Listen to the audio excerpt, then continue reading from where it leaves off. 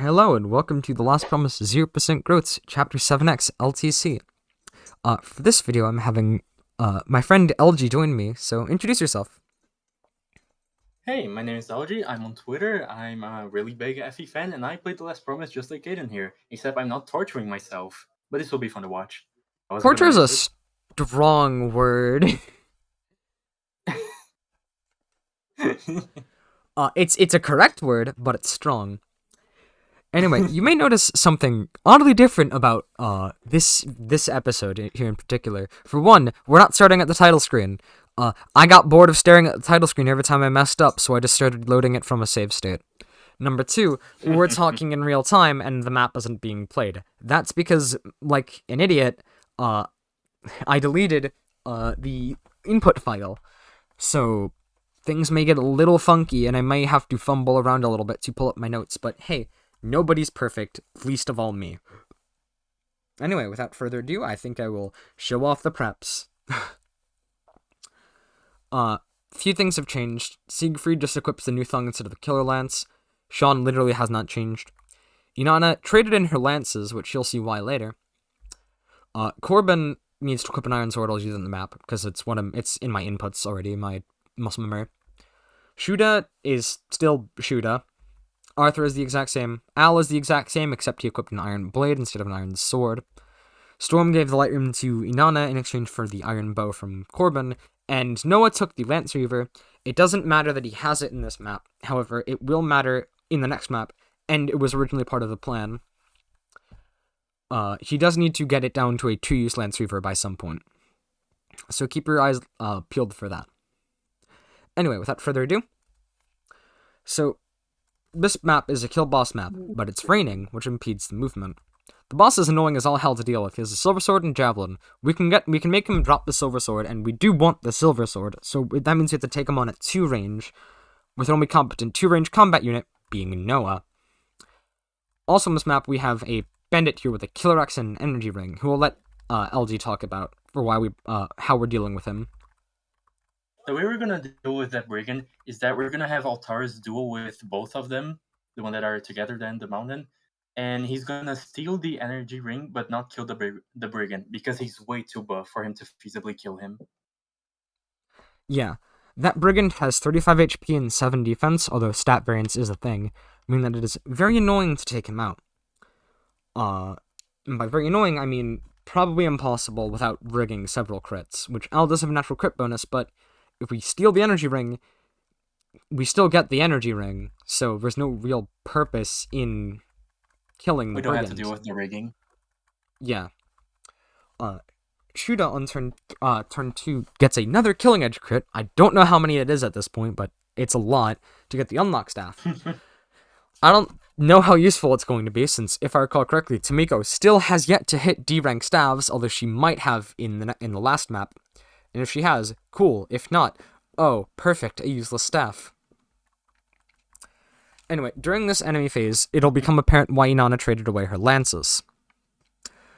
Inanna has to dodge over the course of 3 enemy phases. I believe a combined attack of, I think it's 6 enemies attack her. She has to dodge 6 attacks. One brigand, this brigand right here, does 14 damage to her, and with a lance equipped, she has much less avoid. She already doesn't have that high avoid because her base speed is certainly a stat. I believe her base speed is 8, so she barely escapes being doubled and stops doubling things. This turn, Al steals us the energy ring, and Inanna drops Noah down to start taking care of this area by the boss.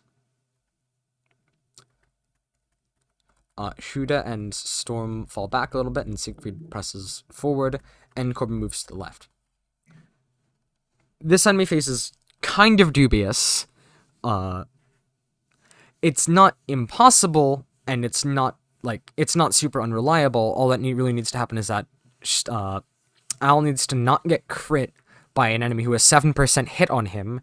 The display there doesn't show the actual terrain bonuses as well. And Inanna needs to dodge a 56% displayed hit. On turn... you can 4-turn this chapter, I should point out. However, God, I'm not willing to put myself through that.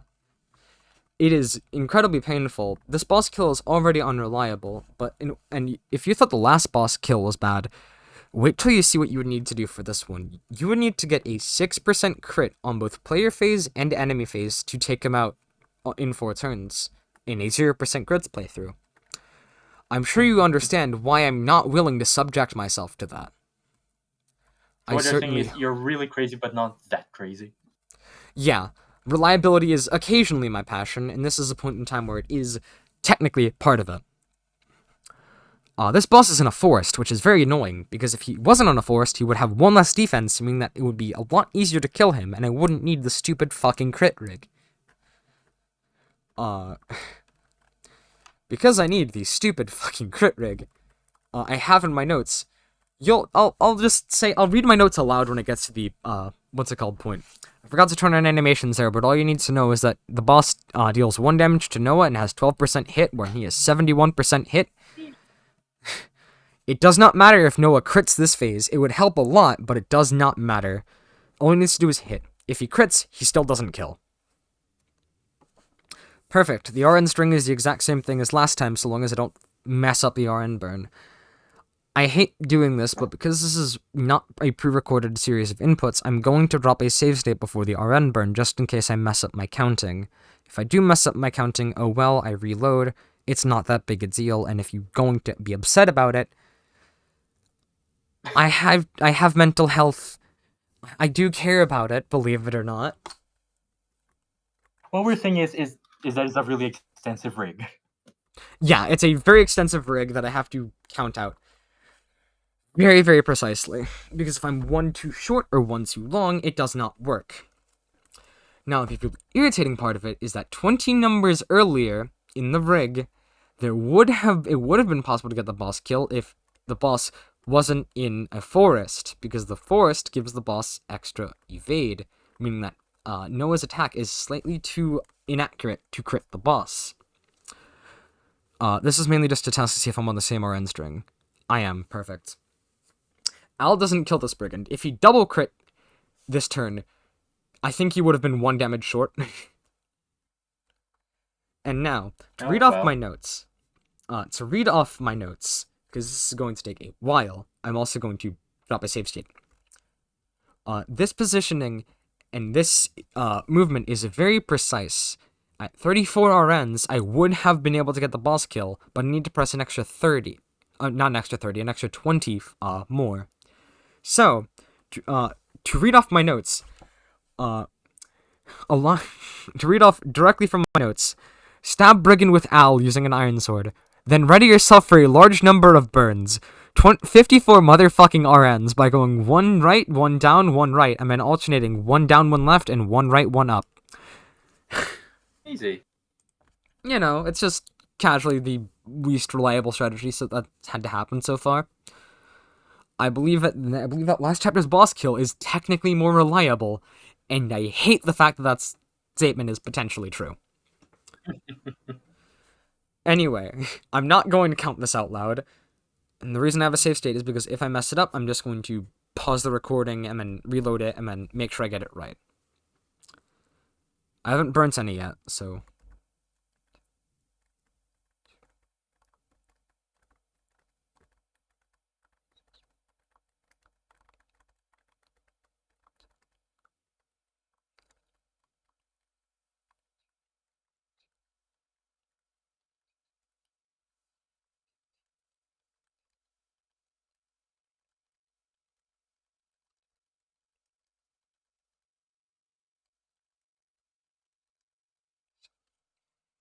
That should be correct. Perfect. There we go. Again, Get it. reliable. Yeah.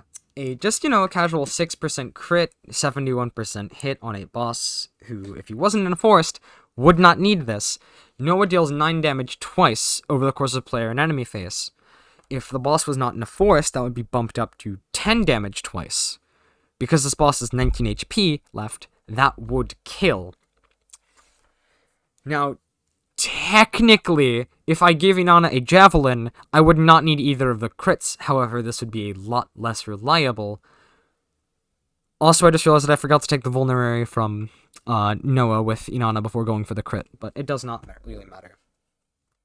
Oh well. I just got caught up in the moment. So, I got the silver sword from the boss, and I dropped the vulnerary because the vulnerary is the least useful item in Noah's inventory. Before the next map, I will go back and I will redo that last burn, God, and I will trade the vulnerary to Inanna first before killing the boss. So when I have an extra vulnerary next map in the unit showcase, that is why. It's just straight up because I got caught up in wanting to finish the map because this map took me a lot longer than I thought it would to work on. Anyway, that's Chapter 7X, completed in 5 turns. Thank you, LG, for coming on with me. Thank you for letting me come here and just witness this beauty of rigging. Oh yes, it's absolutely beautiful. And this is, I think... And we're gonna have way more of them. Mm-hmm. The energy ring goes to a fairly surprising unit. Maybe. I might have... If you follow my Twitter, you might have seen it. There is a there's something technical I could mention about the next map. So I don't forget to talk about it in the next map. Next map, there are 3 units locked in there are 3 green units locked in jail cells that I can potentially quote unquote recruit. Ace, Eduardo, and Anakin. They rejoin in Chapter 11, regardless of whether or not I open up their jail cells, and regardless of whether or not they die in their jail cells. So, because no matter what I do recruit them, I'm not going to waste my time recruiting Ace and Eduardo. However, I will be recruiting Anakin, simply because he is a dancer. He will be helpful in clearing the map, especially since I need to get the Emblem Blade. The energy ring originally was planning on being given to Noah, even though he would not carry the investment over into Anakin mode. Because it means that I can get this boss kill 100% reliably so long as I don't miss. However, by using a killing edge, because it's stronger than a steel sword, and with the 2+2 strength of an energy ring, he exactly one-rounds the boss with the killing edge with no crits. However, I then realized what weapon I was using. A killing edge. He one-shots the boss with a crit, so that is what the strategy will be going for. Alternatively, because I do need to wait for the Emblem Blade, and Siegfried will reach the throne before I get the Emblem Blade, a strategy that you could use if you're doing an LTC of your own, and you want to give a kill to Siegfried for whatever reason, is you can rig a low percent crit with Nuthong like I had to do back in Chapter 4. But anyway, that's it for now. Thank you for watching, and LG and I bid you adieu. Very well.